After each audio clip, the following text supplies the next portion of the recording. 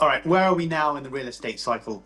Well, we're seeing signs of it everywhere you walk around major cities. We're seeing lots of cranes. We're seeing very tall buildings being built. We're seeing markets at all-time highs. So that all suggests that we're at the final 2-year phase of the cycle, which in my book I call the mania phase. Fred Harrison and Phil Anderson call it the winner's curse phase of the cycle. It's the final 2 years right before the peak of the cycle.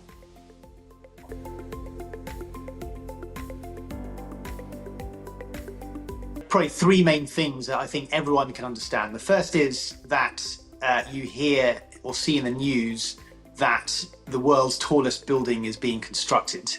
And we're seeing that the tower in Jeddah going to be well over 1 kilometre high. And there's potentially an announcement going to be made in Saudi Arabia for a building that's 2 kilometres high, if you can really believe that. The second sign is that you see stock markets in particular at all-time highs and going up quite rapidly. We're seeing that in the US, we're seeing it in Australia, in the UK, in Germany, and elsewhere. And you know, people who are investors in the stock market are fully in profit, and everyone's quite optimistic. And then the third sign is that you see some quite speculative behavior. You could argue in some cryptocurrency markets, things are shooting up now. That's often a sign of the winner's curse, but also in terms of how much people are spending on weddings and how much sports teams, for example, are spending on players and so on. You're seeing a lot of quite extravagant displays of spending, which is also a big sign of the winner's curse phase.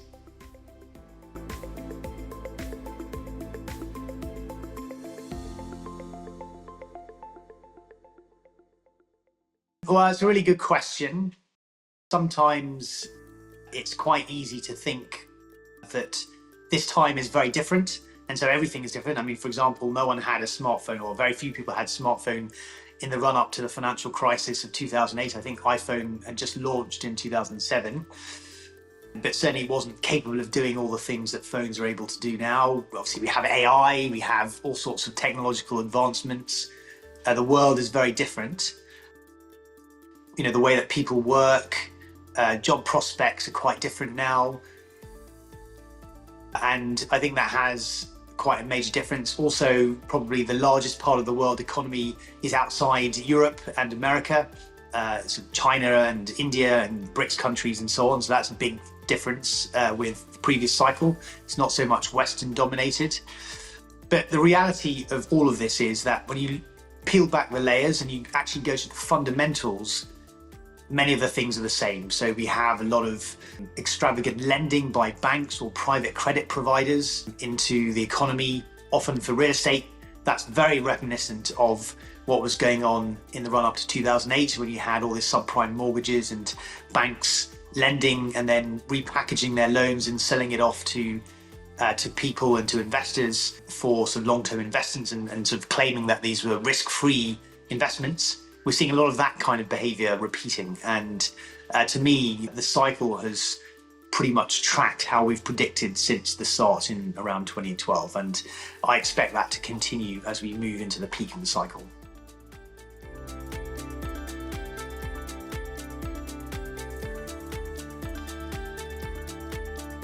Very closely, almost by definition, you have to have markets at all-time highs because the economy is going over the top. People are pouring money into investing and speculating, and you want everyone to feel wealthy. And that's when the most extravagant behavior is taking place, and you feel wealthy partly because your asset portfolios are doing well, and so it's very much aligned with the cycle.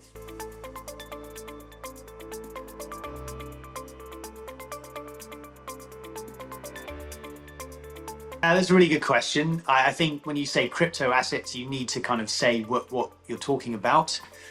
If we're talking about Bitcoin and Ethereum and some of these large crypto coins, I think they may have quite an important role. I think the main kind of role that they may play, and this is may because we haven't got to the peak of the cycle, is that when the crisis comes, in the previous global financial crisis, the investors who are selling their stocks and other things put some of their portfolio investment into gold. Now, maybe this time around, some of it might go into Bitcoin. Who knows? I think probably the most relevant role for most of the cryptocurrencies as we go to the peak is people are going to be speculating in it. I expect there to be some pretty big moves in that space. And of course, for investors who are too late to the party and don't get out in time, quite likely to lose money during the crisis. So time to be careful.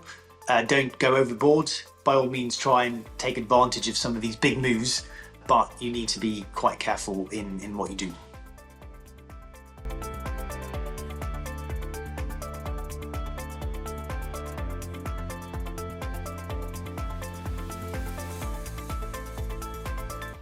I think there's an element of that. In the dot-com era, which was a massive, bull market between sort of the mid-90s and 2000, you had a lot of speculation in dot-com stocks, and also companies themselves were pouring a lot of money into, laying cables down for the internet traffic and so on. A lot of which was wasted as it happens. I think there's still a lot of cables that are not being used that were laid down during that era, for example, and also all sorts of other investments. You're seeing enormous amounts of money being spent by some of these large tech companies on, better data models and data centers and power sources and so on to support AI-based business. And I think some of that investment is going to be quite wasteful. And, we'll see that a lot of this AI stuff at the moment is potentially subject to a lot of hype, a bit like the dot-com. But the other era that I think that the current AI boom is relevant to, and I wrote about this in my book, The Secret Wealth Advantage, is the railway mania of the 1840s in Great Britain. And I actually deliberately wrote about that because I felt that what was going on now related to AI happened 180 years ago when the railways were being built. There was a lot of companies investing a lot of money in laying new track and building new railway lines and railway services. And there was too much of that investment, and a lot of those companies in the crisis after 1845, a lot of those companies collapsed.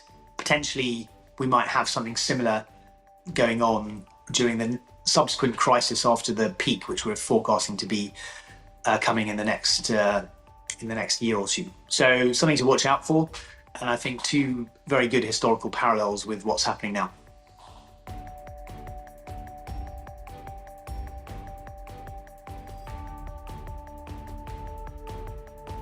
So the biggest red flags, well, when you get announcements about really speculative behavior, that's a red flag. Another red flag is potential signs of a slowdown in the US housing market. But really, I think what I'm looking out for now is a politician, maybe Donald Trump or some other major European leader, maybe the CEO of a large company saying that, we're in all-time highs, the economy's going really well, we're making lots of money, and this period of prosperity is going to go on forever. I think that's going to be quite a good warning sign that we're close to the peak of the market.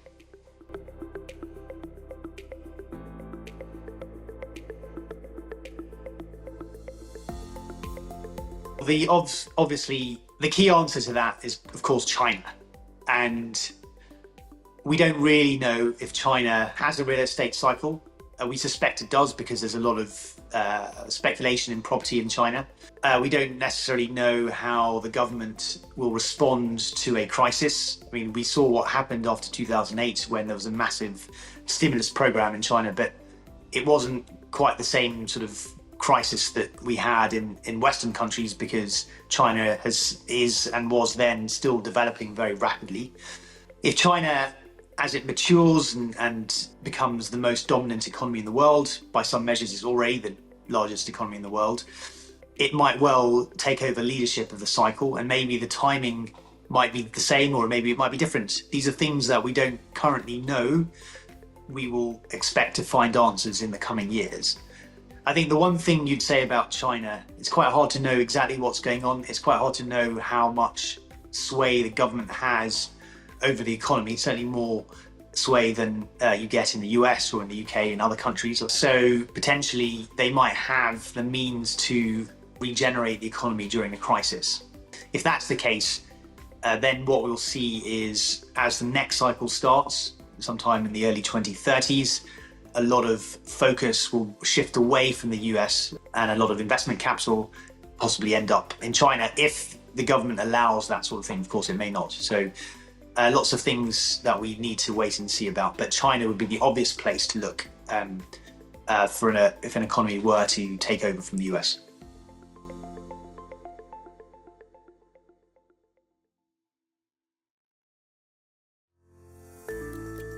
Well, we've consistently said that we should look to 2026 as the peak of the cycle. Now, that doesn't mean the final peak in the stock market, but the US land market should peak around that time.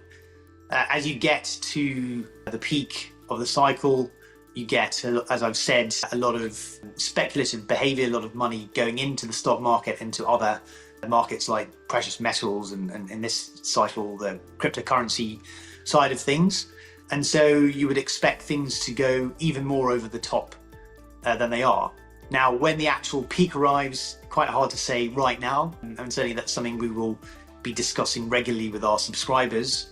And what the trigger is for the crisis, again, quite hard to say in advance. It's much easier to see in hindsight, of course.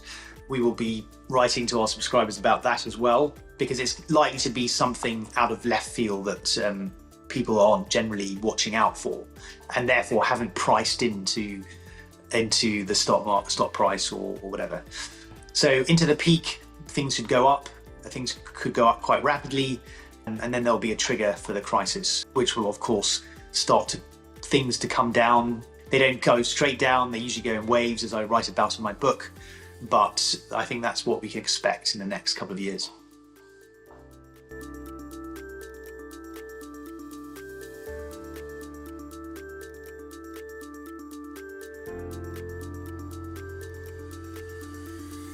Well, I've talked about cryptocurrency in general being a vehicle for speculation. So that's one obvious way in which it fits into the cycle. There's another way in that people can use their Bitcoin portfolio either to pay for property or to borrow against to pay for property. So it's fitting in that way. Another way is that the blockchain is supporting different real estate related technologies, smart contracts, fractional ownership of very expensive apartments. You can buy little shares in an apartment rather than the whole thing. So it's fitting in from a technological point of view as well. Now, what will happen in the crisis? I've mentioned that maybe some of the large cryptocurrencies, such as Bitcoin or Ethereum, might have some kind of safety or safe haven characteristic. So when people are selling their stock portfolios, maybe they'll put some of that money into crypto. I don't know. That's a very speculative position that or suggestion that I'm making, but it's a possibility. But really, I think the main thing to watch out for, if you have a crypto portfolio in the crisis, it's quite possible that most cryptocurrencies will go down to zero in value because they don't generate their own earnings, and things that don't generate their own earnings can and often do completely lose their value in a crisis. So something to watch out for.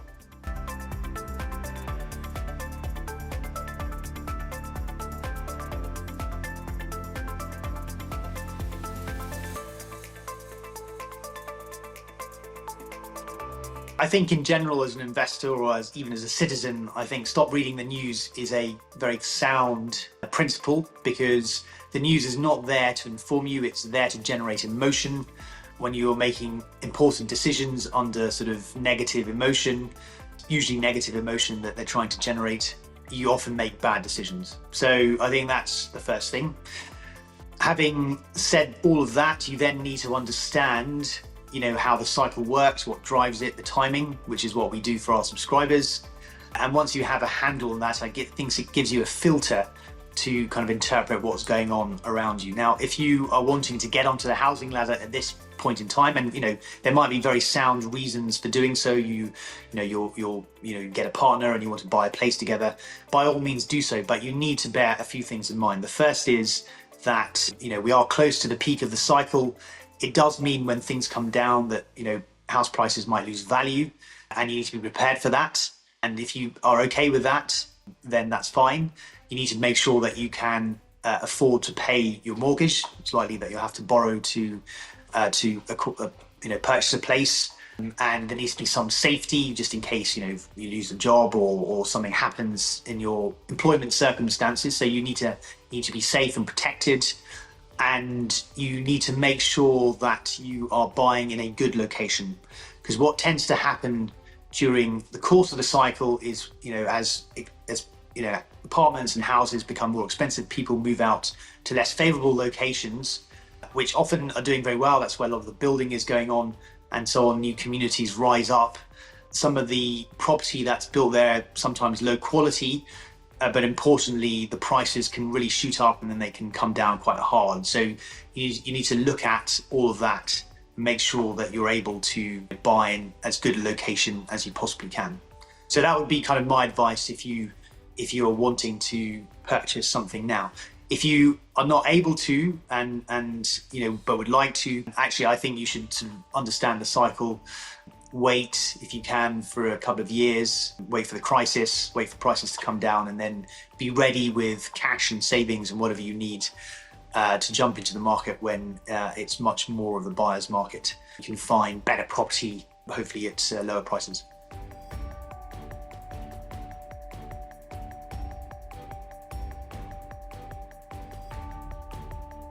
Well, historically, all of the technologies have reinforced the cycle. So they reinforce it in a way that I mentioned earlier, that they actually make the cycle go bigger. So we had the railway boom of the 1840s in the UK and the 1860s in the US, and so on. And they made, arguably those booms even bigger.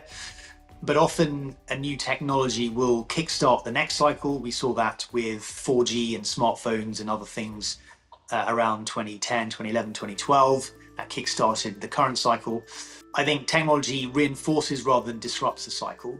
There's a lot of hype around AI and what that's going to do for employment and so on. I don't see that as a disruptor.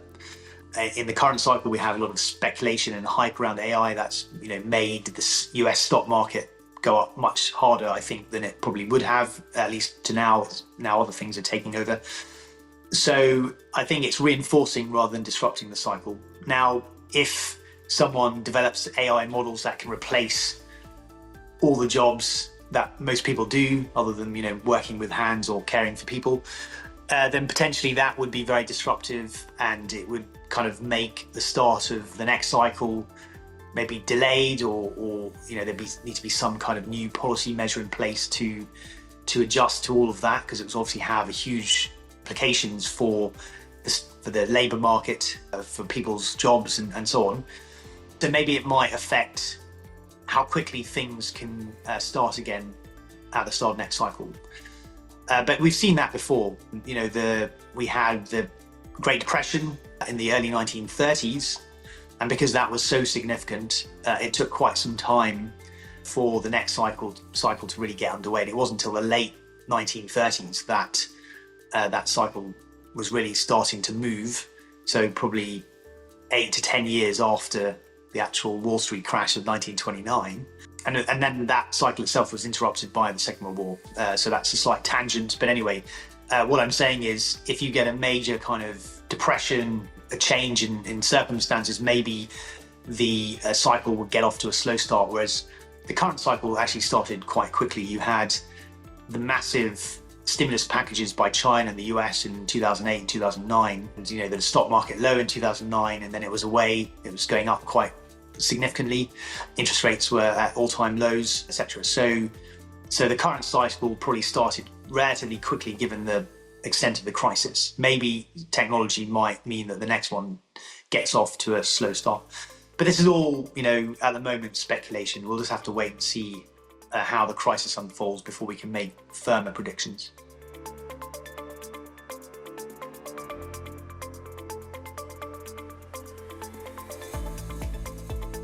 I think that both technologies will be very important in future cycles, and I think they will encourage additional lending and investment in real estate, and so will reinforce The cycle will make the next boom big.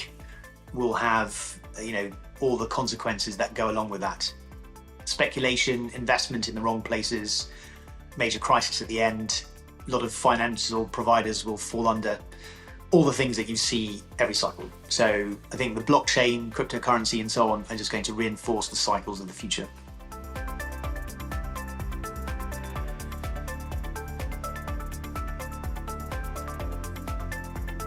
Well, the answer to both those questions is yes. It will change the game as long as it's done properly and it removes other taxes. It's not really a tax, but let's just call it a tax. It removes other taxes like income tax and sales tax and so on. So you get a replacement of current taxes with land value tax. That will be an absolute game changer. It will lead to enormous abundance and wealth and prosperity, much fairer society. But yes, I think it's politically impossible. And for reasons that I document in my book and Phil talks about and Fred Harrison and others, it's politically impossible because the people who most benefit from the system as it currently is are either in power or are funding or supporting those in power. And so it becomes a thing that cannot happen. And I haven't really seen any serious signs of that kind of tax reform being enacted. So unfortunately, I think it's politically impossible.